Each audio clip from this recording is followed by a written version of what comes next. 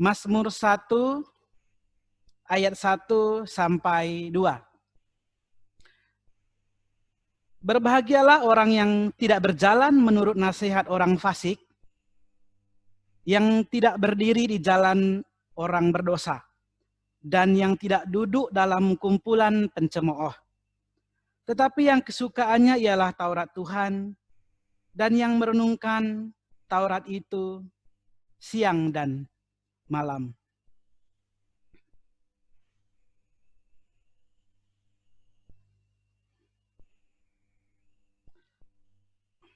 Slide-nya apakah terlihat?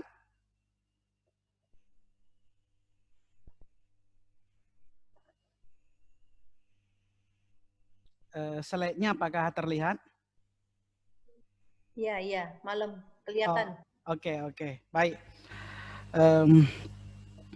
Suatu kali ketika Tuhan Yesus sampai di Samaria, dia bertemu dengan seorang perempuan Samaria, di mana kisah ini sering kita dengar di Yohanes 4. Dalam percakapan itu, Tuhan Yesus mengatakan demikian kepada perempuan Samaria itu. Yohanes 4 ayat 21. Kata Yesus kepadanya, "Percayalah kepadaku, hai perempuan, saatnya akan tiba bahwa kamu akan menyembah Bapa, bukan di gunung ini, dan bukan juga di Yerusalem." Kemudian di ayat berikutnya, di ayat yang ke-24 dikatakan, Allah itu roh, dan barang siapa menyembah dia, harus menyembahnya dalam roh dan kebenaran. Dari apa yang diberitakan Tuhan Yesus ini, Tuhan Yesus menetapkan satu pondasi dasar di dalam peribadatan. Tuhan Yesus menetapkan satu keadaan spiritualitas kehidupan umat di dalam perjanjian baru yang kita warisi sampai sekarang ini. Bahwa menyembah Allah, kehidupan spiritualitas umat bukan sebuah lokasi. Artinya bukan hanya sebuah ritual. Jika dalam perjanjian lama, umat selalu beribadah di gunung itu ataupun di gunung ini ataupun di Yerusalem, di bait Allah ataupun bait suci. Tetapi di dalam perjanjian baru, Tuhan Yesus merombak itu semua. Yang paling ditekankan adalah mengenai sikap hidup. Sikap yang dipimpin oleh roh dan kebenaran. Sikap yang melakukan kehendak Bapa. Jadi, secara tidak langsung Tuhan Yesus juga berkata kepada setiap kita sebenarnya.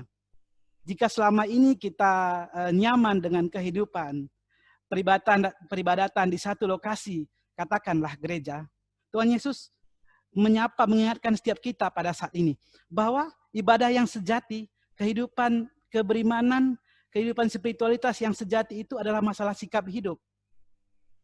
Apakah kita dipimpin oleh roh Allah sehingga melakukan apa yang Tuhan kehendaki atau tidak? Nah, kehidupan spiritualitas harusnya, ini teksnya ini nggak berjalan sepertinya, ada macet. Oke.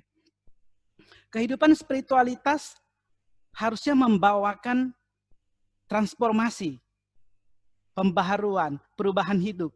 Sebagaimana perjumpaan yang dialami oleh perempuan Samaria dan Tuhan Yesus. Pengalaman perempuan Samaria dan Tuhan Yesus merubahkan kehidupannya. Bahkan dari pemberitaan perempuan Samaria itu, banyak orang Samaria yang kemudian percaya kepada Tuhan Yesus. Kehidupan spiritualitas harusnya membawakan sukacita, membawakan harapan, memberikan kita kekuatan dalam menapaki perjalanan hidup ini. Kehidupan spiritualitas harusnya membawa kebahagiaan kepada setiap kita. Sebagaimana Mazmur 1 ayat 1 sampai 2 yang kita baca. Dikatakan tadi bahwa berbahagialah orang yang tidak berjalan menurut nasihat orang fasik, yang tidak berdiri di jalan orang yang berdosa, dan yang tidak duduk dalam kumpulan pencemooh. Maksudnya ini adalah orang yang hidup benar di hadapan Tuhan. Jadi kehidupan spiritualitas harusnya didasari sikap yang demikian. Sikap hidup yang dipimpin oleh roh. Dale Cannon di dalam salah satu bukunya, yaitu Six Way Being Religious, mengatakan bahwa di dalam kehidupan keberagaman, setidaknya ada 6 model cara ataupun jalan spiritualitas seseorang. Jadi ada 6 cara atau jalan seseorang mengalami kehadiran Allah di dalam kehidupannya. Yang pertama, di sini karena waktunya terbatas, 6 jalan spiritualitas ini tidak akan kita bahas secara mendalam. Yang kita bahas lebih detail di bagian-bagian yang berhubungan dengan spiritualitas kita. Spiritualitas ini, 6 model spiritualitas ini tidaklah hierarki.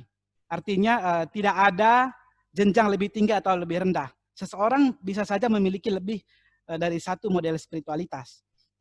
Yang pertama, model spiritualitas adalah way of shamanic mediation. Jadi, seseorang mengalami realitas ilahi melalui macam-macam sumber supranatural, melalui perantara. Nah, yang kedua, way of right action. Jadi, seseorang merasakan kehadiran Allah ketika ia melayani sesama, ketika ia berbuat baik kepada sesama, ketika ia berbuat kebajikan kepada sesama, ketika ia memedulikan, memerhatikan, ia merasakan kenikmatan bahwa Allah menjamah dia ketika dia melakukan tindakan yang demikian. Nah, tipe-tipe orang yang demikian ini cocok untuk di bagian diakonia sebenarnya. Nah, yang ketiga, way of devotion. Nah, di sini seseorang merasakan kehadiran Allah melalui devosi, melalui ketaatan, penyerahan hidup dalam pujian dan penyembahan. Sebenarnya model spiritualitas ini banyak kita temukan di gereja-gereja Pentakosta Karismatik, termasuk juga di tempat kita. Nah, jadi orang itu sangat menekankan kehidupan peribadatan yang berbentuk praise and worship misalnya. Jadi ketika ada salah sedikit di dalam penyembahan kita, dia akan langsung melirik, tik, gitu. Ataupun dia langsung merasa nggak nyaman. Karena area di mana dia terhubung dengan Allah di dalam penyembahannya itu terdistraksi, terganggu, sehingga dia bisa saja komplain kepada kita. Nah, model spiritualitas yang berikutnya adalah way of sacred right. Nah, model spiritualitas ini orang mengalami kehadiran ilahi melalui simbol-simbol di dalam peribadatannya. Melalui simbol salib, melalui simbol-simbol patung, melalui bunga, melalui tulisan alfa dan omega di depan. Nah, juga melalui tatanan liturgi yang ada. Jadi, ketika peribadatan berjalan sesuai liturgi yang baik, urutannya, tatanannya, pelaksanaannya sempurna, wah, dia merasakan sentuhan ilahi. Dia merasakan betapa senangnya dirinya, betapa damai dan sukacitanya dirinya. Namun, ketika ada salah sedikit, misalnya saja salah kata dalam liturgi, dia bisa mencak-mencak. Nah, ketika kita melihat model spiritualitas seragam, maka kita akan merasa aneh. Kok ada ya orang melayani Tuhan yang demikian? Nah, karena dia merasa area di mana dia terhubung dengan Allah diganggu. Nah, yang berikutnya adalah way of rational dialectical inquiry. Nah, model spiritualitas ini orang mengalami perjumpaan dengan ilahi melalui rasional, melalui akal, melalui pembelajaran, melalui pengajaran, melalui teks-teks suci. Nah, di dalam kisah Samaria tadi, kita lihat dengan jelas kalau wanita Samaria ini memiliki model yang seperti ini. Nah, wanita Samaria itu bukan orang yang bodoh, bukan. Dia itu sebenarnya orang yang pintar. Ketika dia pertama sekali melihat Tuhan Yesus, dia langsung bisa tahu bahwa ini orang Yahudi. Tidak hanya orang Yahudi. Ini rabi. Tapi dia pura-pura. Air kehidupan yang mereka bicarakan bukan topik yang spesifik ketika itu, tapi topik-topik umum. Tetapi dia menyembunyikan, ada sesuatu yang disembunyikan oleh dia. Sehingga pada akhirnya Tuhan Yesus menelanjangi. Sehingga pada akhirnya Tuhan Yesus membuka semua aib itu, dan mau tidak mau dia pun segera berserah diri kepada Tuhan Yesus. Dan kemudian apa yang terjadi? Hidupnya ditransformasi, dan ia kemudian dipakai Tuhan untuk mentransformasi kehidupan yang lainnya. Nah, spiritualitas yang ke-6 ini, yang ini akan kita lebih dalami sedikit. Nah, karena belakangan ini spiritualitas ini cukup sering kita dengar mungkin ya. Way of mystical ascetic meditative discipline. Nah, jadi spiritualitas ini adalah spiritualitas keheningan. Orang merasakan perasaan jamahan ilahi di dalam keheningannya. Gitu. Ada 3 istilah yang perlu kita dalami lebih dalam di sini, yaitu solitusi, meditasi, dan kontemplasi. Karena istilah ini kita perlu clearkan dulu sehingga kita masuk lebih jauh. Nah, solitusi maksudnya adalah keheningan, kesendirian. Orang menarik diri dari keramaian untuk menyendiri, sehingga dalam kesendiriannya itu ia dapat bertemu dengan Allah. Dia bisa melakukan banyak metode doa. Misalnya doa imajinasi, doa sadhana, dan juga model doa-doa yang lainnya. Doa Benediktian kalau misalnya dalam saudara kita Katolik. Nah, kemudian meditasi. Meditasi yang sangat jelas terlihat di Mazmur 1 ayat 2. Nanti kan kita dalamin lagi. Meditasi artinya adalah menyadari kehadiran diri sendiri. Jadi, keseluruhan dan keutuhan diri, hati, pikiran, jiwa, dan raga hadir saat ini dan di sini. Nah, kemudian yang ketiga, ketika kita dapat menyadari kehadiran diri sendiri, maka kita pun dapat menyadari kehadiran Allah. Tidak mungkin kita dapat menyadari kehadiran Allah, sementara kita tidak dapat menyadari kehadiran diri sendiri. Jangan-jangan Allah yang kita rasakan kehadirannya itu berdasarkan pikiran kita ataupun berdasarkan pemahaman kita saja. Kita perlu belajar dari nabi-nabi perjanjian lama. Mereka tidak hanya memperkatakan Allah, tetapi mereka terlebih dahulu merasakan pengalaman bersama Allah. Itu berbeda sekali. Pada saat ini tidak. Kebanyakan orang hanya memperkatakan, memiliki pemahaman tentang Allah. Mazmur 1 ayat 2 yang tadi kita baca, Lai menerjemahkan dari bahasa Ibrani dengan demikian. Tetapi yang kesukaannya ialah Taurat Tuhan, dan yang merenungkan Taurat itu siang dan malam. Jadi merenungkan di sini dalam bahasa Ibraninya itu yehke, akar katanya hagat, berasal dari 3 huruf. Jadi kebanyakan bahasa Ibrani itu hanya 3 huruf sebenarnya. 3 huruf itu kemudian dikembangkan menjadi banyak huruf. Dasarnya 3 huruf. Nah, lain menerjemahkan menjadi merenungkan. Sebenarnya kalau sesuai dengan NIV, terjemahan itu sebenarnya meditasi sebenarnya. Namun, mengapa Lai menerjemahkan demikian? Maksudnya Lai itu Lembaga Alkitab Indonesia.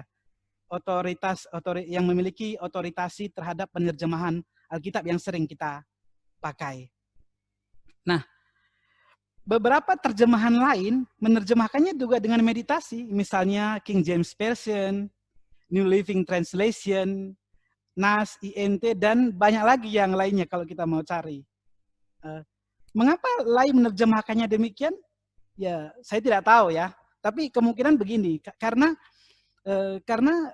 kata meditasi ini cenderung berkonotasi negatif. Katakanlah orang mengatakan bahwa meditasi itu sebenarnya bukan tradisi Kristen. Nah, jadi Ataupun ketika menerjemahkannya, kata meditasi belum diserap ke dalam bahasa Indonesia. Mungkin saja ya. Nah, karena kata merenung dan memeditasi itu artinya jauh berbeda. Gitu. Kalau merenung itu hanya sekedar mengingat-ingat gitu. Kalau meditasi jauh lebih daripada itu. Nah, sekarang mengapa dan bagaimana cara meditasi? Nah, jadi kalau kita terjemahkan kembali, maka Mazmur 1 ayat 2 ini seharusnya berbunyi demikian. Tetapi yang kesukaannya ialah Taurat Tuhan, dan yang memeditasikan Taurat itu siang dan malam. Merenung di sini boleh juga, asalkan kita pahami arti merenung yang dimaksudkan oleh teks ini, nggak apa-apa, gitu. Nah, mengapa dan bagaimana cara bermeditasi? Seperti yang saya bilang tadi, mengapa kita perlu bermeditasi? Artinya menghadirkan diri seutuhnya, seluruhnya, hati, pikiran, jiwa, dan raga kita di sini dan saat ini. Kita perlu jujur. Berapa banyak dari antara kita, ya termasuk saya sendiri ya, ketika berdoa, dia sering pergi kemana-mana. Ketika berdoa, dia pergi ke masa lalu. Tinggal sebentar di masa lalu. Dia mengingat betapa manisnya masa lalu, betapa indahnya kenangan dengan si dia, betapa pahitnya masa lalu, betapa traumatisnya hal-hal yang ditinggalkan sampai saat ini. Padahal dia sedang berdoa. Tidak hanya itu, pergi ke masa depan, jauh di sana. Dia pergi ke masa depan, menghayal, seandainya begini, seandainya begitu. Segala ekspektasi muncul, harusnya begini, harusnya begitu. Padahal ia sering berdoa. Atau begini, ketika kita mulai berdoa di OSTM, saat teduh, tiba-tiba kita ingat, lah tadi waktu aku pergi ke OSTM, kunci rumahku sudah digembok belum ya? Atau tadi anjingku belum makan? Atau gimana ya gitu? Atau komporku kayaknya belum dimatiin deh gitu. Nah, padahal ia sedang berdoa. Ini menjadi masalah penting. Bagaimana mungkin kita menyadari kehadiran yang ilahi sementara kita tidak di situ? Nah, jadi penting untuk kita memberadakan diri. Maksudnya disinilah kita menghadirkan diri seutuhnya, seluruhnya. Berapa banyak dari kita saat ini merasakan kehadiran dirinya di sini saat ini. Ketika kita duduk di sofa, kita merasakan tekanan sofa, tekanan badan kita itu menekan sofa, dan kemudian badan kita terasa berat. Begitu. Berapa banyak dari kita yang sekarang duduk di AC, dekat AC maksudnya ya, dan merasakan dinginnya AC itu.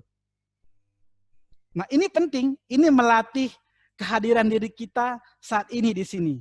Berpikir itu tidak salah, tapi kalau misalnya berpikir terlalu lama dan tinggal di masa lalu itu yang salah. Dan tinggal juga di masa depan itu yang salah. Berpikir itu penting, karena berpikir itu bisa menegaskan hal-hal yang tidak bisa ditegaskan oleh perasaan. Karena perasaan kita cenderung naik turun dipengaruhi oleh keadaan. Namun kalau kita mengabaikan perasaan, itulah yang salah. Jadi yang dimaksudkan Mazmur 1 ayat 2 dengan memeditasikan firman Tuhan adalah kita memberadakan diri kita sepenuhnya saat ini dan di sini, dan disitulah kita dan disitulah firman Tuhan bekerja dalam diri kita. Jadi begini, ketika kita berdoa dan tidak melayang-layang lagi, ketika kita hadir di sini sepenuhnya, seluruh diri kita tertuang di sini saat ini, maka dalam doa itu kita bisa ingat, misalnya merenungkan Taurat Tuhan. Salah satu Taurat Tuhan, misalnya Kejadian 2 ayat 7. Kejadian 2 ayat 7 berkata demikian. Ketika Tuhan menciptakan manusia dari debu, Tuhan menghembuskan nafas melalui hidungnya, maka manusia itu menjadi makhluk hidup. Nah, dalam keutuhan diri kita, kita merasakan, oh, sebenarnya aku terhubung dengan Tuhan ketika aku bernafas. Tuhan ada di sini saat ini ketika aku bernafas. Jadi enggak ribet, sesederhana itu sebenarnya. Luar biasa begitu. Nah, kita merasakan kehadiran Tuhan, saudara. Dengan demikian.